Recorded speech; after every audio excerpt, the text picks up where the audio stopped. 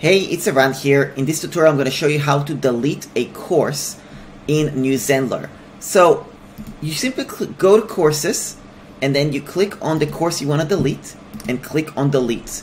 Once you have the option here, you need to type in the word delete me, as you can see, the phrase, and then click the delete button. Once you do that, it will delete the course.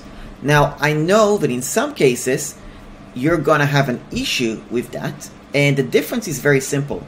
If you have a course that says 0 enrollments, you'll be able to delete it, no problem.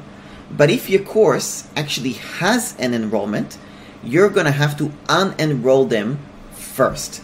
So here's an example. This course, I enrolled somebody, as you can see, and I have 1 enrollment.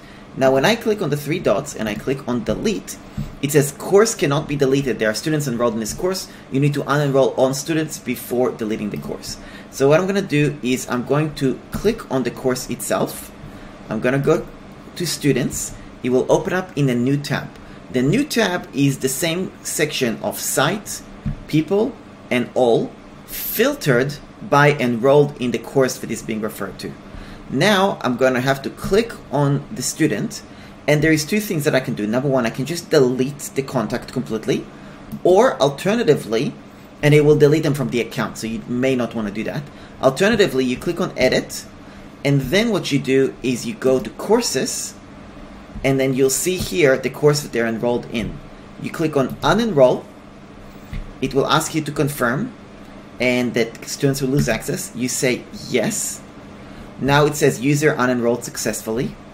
Now you can go back here to the Zenler demo, or the course that it is you want to delete, and you'll see that now there is 0 enrollments. Now you're going to click on the 3 dots, click on delete, type in the word delete me, and delete.